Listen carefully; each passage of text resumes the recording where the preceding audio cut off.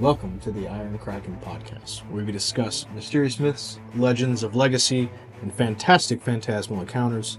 Thank you for sailing with us today. Let's dominate the depths. Welcome back, and thanks for choosing to sail with us again today. This is part 2 of the Leviathan series.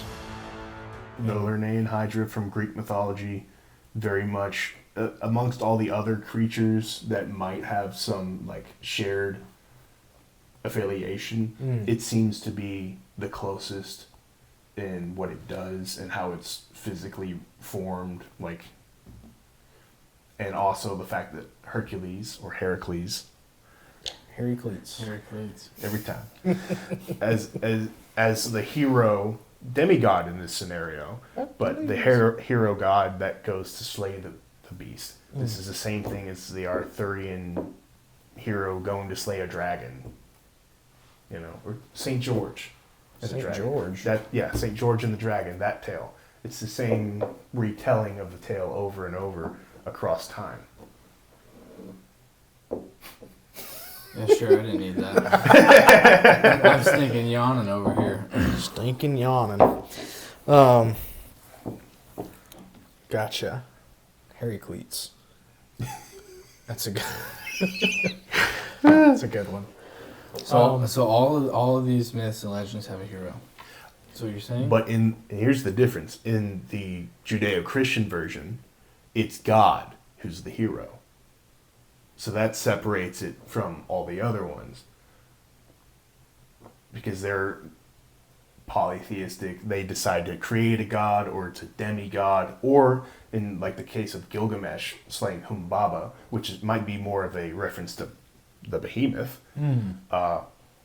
He goes there with his friend Enkidu and slays Humbaba. He's like 1/3 god, 2/3 man, or take that, reverse it, I can't remember. But he's one of these demigod heroes that goes to slay a creature on land that causes chaos. So kind of similar story. Also Mesopotamian. Behemoth, yeah. Mesopotamian. Yeah, for sure. But Gilgamesh was one of the recorded kings of Uruk in the ancient world. So that's another similar story. If it's not the same creature, but it's echoing that fight of Marduk. I don't think in the Bible it talks about Behemoth being killed. It might not. That is Job was the only thing I've heard about the Behemoth. That could have been one of the things lost over time. Well, you would think it'd be in Revelation 2. Not Revelation 2, but also in Revelation. Revelation Part 2. Yeah. Well, that's the thing. If it's not in Revelation, if it's not mentioned, maybe it was. And we're missing a book. Now, there is missing books of the Bible. That's very, very true. Jasher is one of them. But there are missing books of the Bible. And I'm not gonna blame anyone, but it's just time. It is over time. But like things get lost. The people who required them first had whatever they wanted to do with them first. And a lot of that goes back to the oral tradition that kept these books alive for how long? Oh yeah. Acquired them first? What did I say? Required them first? Sorry. Acquired. Now wait a minute. So have you read Jasher before? No. Me neither. Never heard of it. But I know it's said, one of them. He said me neither. Well, there are some, and there's some that have been like left out purposely by, Roman Catholic councils and such. And modern day Christians just don't include them into the Bible, or people do like pick and choose what creates their set official Bible. And that might be one of those things that fell by the wayside long before those things were even decided. Actually, I don't even think... I think they're... So, just going off of this, I don't think they were just, like, forgotten. They were forgotten about people who have probably already read them, but they were removed. But basically what you're saying is that, like... 75. Because of time and the possible... misinterpretations or misplacements or removal of potential histories. Yeah, Like, 'cause we're talking thousands of years of crazy stuff happening. Wars, famines, disease, all kinds of stuff happening mentioning- over and over again. or like more detailed mentioning of these creatures could be just like not addressed. Yeah. I got you. I mean, they could have been written down and we just haven't found them. Like Yeah. the Dead Sea Scrolls. yeah. You know? But back to this here. What other ones do you think like most? Because some of these are kind of just what we could find that meet the descriptors, but like the tellings of the stories are just completely different. What was it? The anesthesia? Anantashesha. Anantashesha. Shit, I can't say that. Yeah. Anantashesha. Yeah. Shisha? So that's from the Hindu I mythology. apologize. I'm not a phonetics guy. She said. Cut that. No, don't leave that in there. All right, so Anantashesha is the mount of the god Vishnu. Now, I didn't get enough read on this to know whether or not it was conquered over by Vishnu or if it was always like in league with their gods. Mm-hmm. But it is, in essence, the same imagery of like Jormungandr, Okay. right? So it's just this great Giant world serpent. Giant world serpent, right? Gotcha. So, That's interesting. mhm. But you said Vishnu? Vishnu, from what I saw. So that's Hindu. Yeah, Okay. yeah. Who's one of their major gods. Yeah. The devil whale. Is that Yeah, like Moby? Is that Moby Dick? That would be like, yeah, Moby Dick. basically Moby Dick. So Moby Dick was inspired by a true story, as I've talked about previously. But during the era of whaling, there were a lot of whales that did not want to be caught, right? Some of the biggest ones were well known to kill like huge groups of men trying to catch it. Because it would take multiple ships to like Yeah. harpoon them and Yeah, it's a lot of effort. kill them and stuff like that. And a lot of people frown on it now, but that was the way of life back then.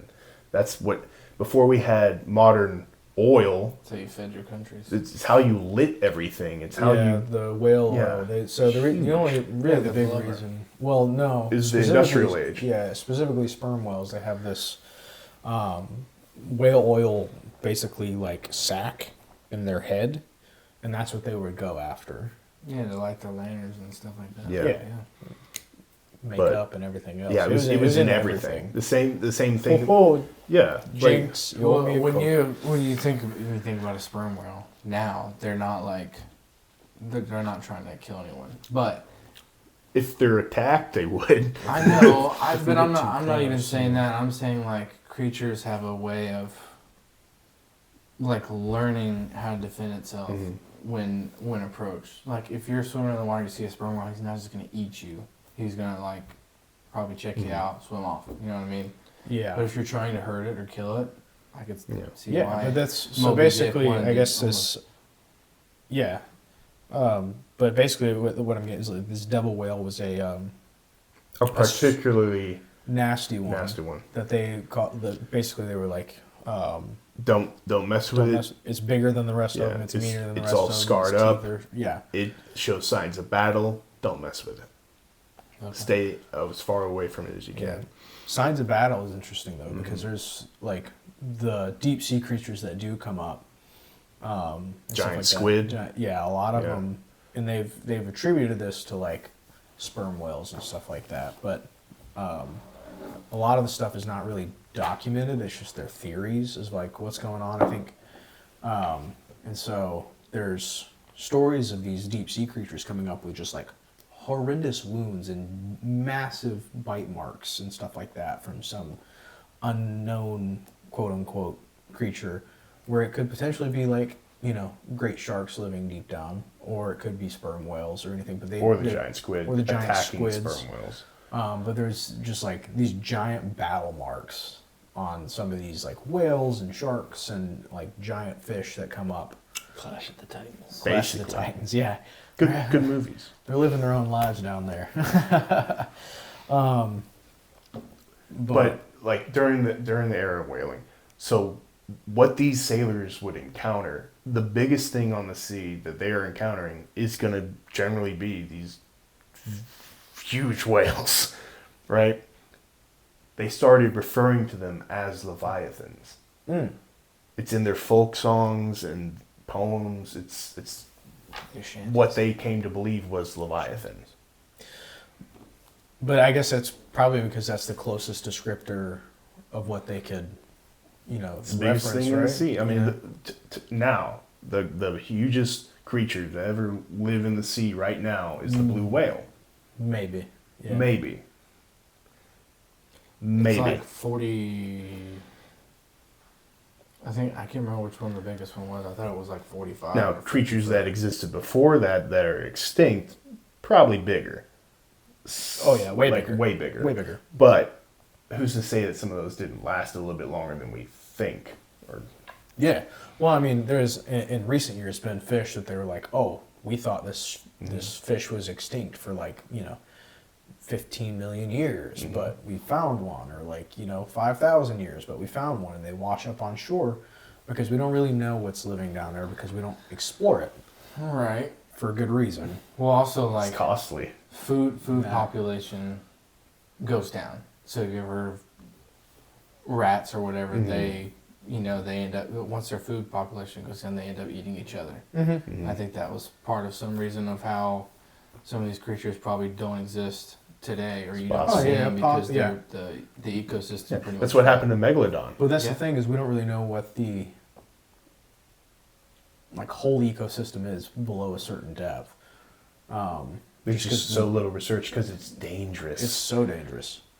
That it's like you said, it's costly, and two, just the amount of countries co-cooperation it would take is it just doesn't happen. But some scary stuff down there for sure. I don't think we make technology to even go down there. Nothing is pressurized enough to even. Well, there's certain submersibles. You can't just send a rope with a. We've camera. been down to the Marianas Trench. Yeah, I mean that's big. Supposedly the deepest point in the sea that we know of. We'll see. But I mean, not even 50% of the sea is discovered yet. Yeah, I mean that's what it was after. It was in the. Is it the 70s or something? When NASA was formed, initially they were exploring the seas. Is what they were doing. They were a offshoot of a government agency that was exploring the depths, and then. Cold War and everything else, they revamped because it was the closest thing that they could think of that would, have the right equipment as far as vacuum pressure and everything like that to go into space. And so basically they stopped all efforts in the sea abruptly and focused on space. And so then because of the Cold War. Yeah. But, or potentially other reasons that are unbeknownst to normal people. Oh, it was the race to space. That's what it was. Yeah. But anyway, but these other were mythological and religious factors that influence and portray these creatures on this list that meet a very close to really close to almost spot on to an echo. Yeah, of this Leviathan creature that's talked about in Job, which is the oldest written book of the Bible. Not the oldest book, but the oldest written down, right? So it's crazy that all these creatures, or all these creatures that are described about in these different mythological sectors, all describe a great and terrible, sea-dwelling primarily creature that's just absolutely terrifying, we got, what was another one? Sorry, I'm blind. Which one you want to go with? Can't find my glasses. I mean, the Jody Quado, I find very interesting. Yeah, okay. Specifically That's the because Iroquois? Is it yeah, Japanese? so the Iroquois. If Japanese? No, that's Iroquois. Iroquois. So there was the Iroquois Nation. It was a group of several tribes in North America that formed kind of an alliance during like the colonial era. Mhm. All these tribes, they have slightly different names. I chose Jody Quado, but they have like their own specific names for this See, creature. You're not talking about Native Americans, right? Yes. Yeah, Native that's the Americans. Iroquois. And I don't know that. Okay. That's It's on okay. me. It's okay. Sorry. You should be ashamed. I should be ashamed. So it's described as a river monster, even, but it retains the same characteristics of this creature. And there's a fight with a hero that uses lightning to defeat it. It's so similar to the Norse mythology.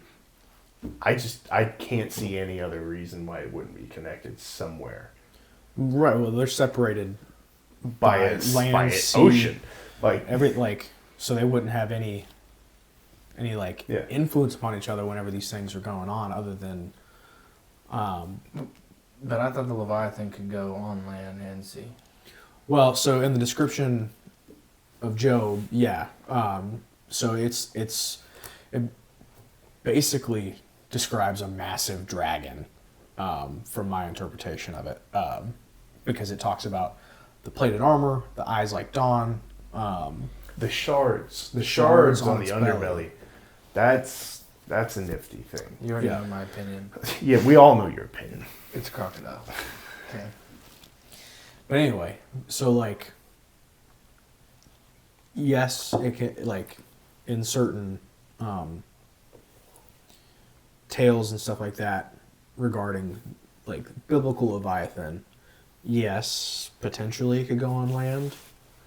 But the only thing about that I find interesting is like in Job, God makes two different references between the Leviathan and the Behemoth, and it basically is like sea and land. You know what I mean? So that one's a little muddy, as far as like if it goes on land or not. But it definitely describes breathing fire, breathing smoke, billowing, stuff like that. And so that leads me to believe that like it's dragon-esque. You know, well, like even in Chinese lore and stuff like that, they have like water dragons and stuff like. That's another thing. That So really influenced the thing that I found up that was similar to it in its like primordial chaos characteristics, it looks like a fuzzy creature.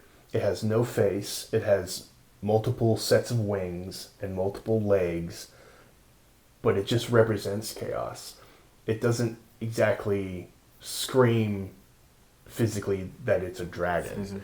Whereas Chinese dragons, you have all kinds of different attributes. Yeah. So I'm wondering if that got muddied up along the way, along like the storytelling over thousands of years, or maybe that was their original version of it.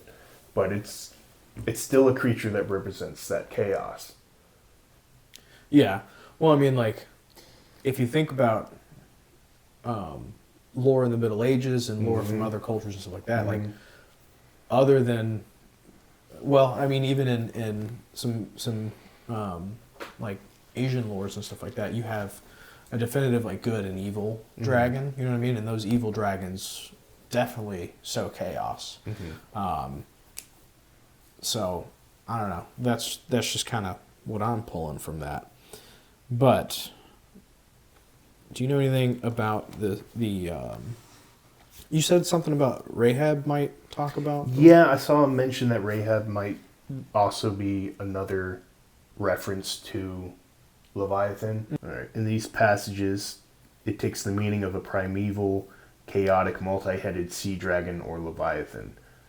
So it does. I don't have any notes because I like to fly by the seat of my britches. The everyman. Don't cut that. Yeah, awake, awake, put on strength, O arm of the Lord, awake, as in the days of old, the generations of ancient times. Art thou not it that hewed Rahab in pieces that pierced the dragon? That's from Isaiah. Yeah. Say that again? Awake, awake, put on strength, O arm of the Lord. Awake as in the days of old, the generations of ancient times. Art thou not it that hewed Rahab in pieces, that pierced the dragon? So it mentions dragon in that. Yeah, so it says. Okay. But so biblically, though, there is the distinction between the dragon and the Leviathan too. As far as like the dragon referring to evil, like the devil, and the Leviathan, it does note that it talks about it being a separate creature, but the dragon could also be in reference to the serpent. Yes.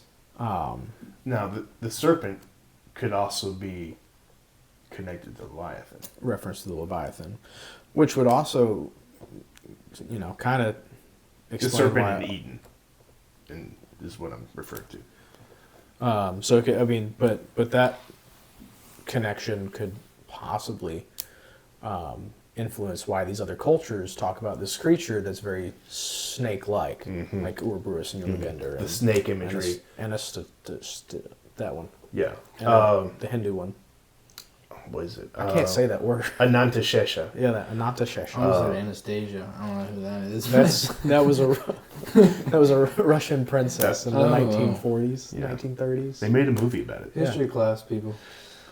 Are y'all familiar with Göbekli Tepe in Turkey? Göbekli Tepe. Yeah, it's in Turkey. It's a I've site heard in the Turkey. name, but I've not. So it's supposedly one of the, as they found, and I know how you feel about dating, it's one of the oldest structural sites created Dating by as man. far as time frame, not dating as far as dating Don't cut that. people.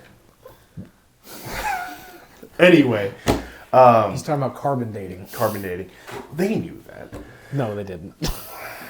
All right, so Göbekli Tepe is a site in Turkey. Uh-huh. It has right now is considered a sister site called Karahan Tepe. Mm-hmm. Karahan Tepe has a magnificent amount of snake imagery. Because it's of the devil. It ain't got no legs. It literally looks like a temple of snakes or snake gods or something. We don't know. We don't have a written language that we understand from them. That has been found anyway. But there's a lot of snake-like imagery carved into the rock, and they're coming up with this whole thing now. They're calling it the Tash Templar culture. Tash what? Tash Templar. Tash Tepler? Yeah. So Tepe means hill. Yeah. So they made all these sites on hills in this area in Turkey, and they're finding more and more sites. I mean, they're everywhere, right? It's just nobody had really studied them up until the 90s. Some German professor found. Hieroglyphics. Yeah, German archaeologists. No, not hieroglyphics. He literally found Göbekli Tepe at the top of a hill, and somebody turned over a stone, found something, called somebody to check out what it was, and it's this ancient site, right, from biblical times. Like, it's old. Yeah. So. That's interesting. Yeah, the snake imagery bit, specifically at Karahan Tepe, is striking. Yeah. I find it, the imagery used in Job, like to describe the Leviathan, is like, I don't get like serpent from that. You know what I mean? And because of the distinctions of the words between serpent, dragon, and then Leviathan, you know what I mean? It makes me think that they're different, because I know that dragon and serpent can be used in tandem because of the translation between the Greek text and the King James and the Hebrew, or like the Old English, Latin, because there wasn't a direct cognate word. Yeah, there wasn't a direct cognate, so Things that's where get lost in translation. the transition between serpent and dragon. That's why we're always trying to make a better, more accurate Yeah. translation of the Bible. But like, the Leviathan is stated, you know what I mean? Like, distinct from those. Yeah. I think it's Nachesh. That's the Hebrew word for snake. Mm-hmm. And then the Hebrew word for Leviathan I think Leviathan is the Hebrew word. It's its would own it word. be Aramaic? I don't know. I'm pretty sure it's Hebrew. Unsure. The Hebrew word for Leviathan, which also mean whale in modern Hebrew, In modern Hebrew, often associated with a sea serpent or monster. sea serpent or monster. Maybe it is. Maybe it's just like our understanding of like the language and their understanding of the language is slightly different. This is what we can gather Yeah. at this point. It's Yeah. that old. So maybe it does describe a serpent. But it would be the only of its But I don't know kind. why I wouldn't say the other word you said. What, Nashesh? Hachesh. Hachesh? Mhm. I don't know why I wouldn't say Hachesh and it would say... It might denote size difference. Maybe. Because if something... What's the numerical? That was for snake. Let me look for serpent. Yeah, serpent. Because, I mean, there's a... Nahas. Well, it's the same concept. no. Yeah. But if it's a singular creature of its kind, even if it's similar to something else in like form, They might, yeah. they might give it a specific name. I get what you're The saying. Hebrew words for dragons spring was in ha tanin. Literally the eye of the sea monster, sea serpent. Look up Greek, too. Just because I need my laptop. a lot of translations of the Bible come from the Greek. I mean, it's important to know For serpent or dragon? both. The Greek word for serpent is ophis. Ophis? Ophis. Sorry. Ophis. Yeah. Ophis right. is spelled O-F-F, brother. Features. And then that's for serpent. And then for dragon, Dracon. Dracon? Yeah, that's where Yeah, we get Dracon dragon. refers That's where we get dragon to from. serpent-like creature in the origin of modern term dragon. Yeah. Okay. And then look up Leviathan in Greek. The Leviathan word Romanized. It doesn't really say. So that's why I'm saying, like... That's weird though. Leviathan doesn't really have Mm-hmm. another translation other than what the Bible. Other than whale, Hebrew, that's interesting. Well, yeah, I mean, but like in the Greek and things like that, it doesn't really say anything. Well, would it...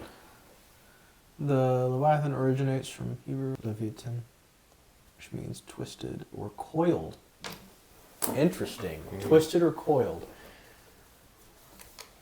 So, like the other cultures that we were talking about, Jormungandr and Ouroboros and stuff, they would be twisted or coiled around the world. Yeah. Well, that's all the time we have for today. Thanks for joining us in Dominating the Depths.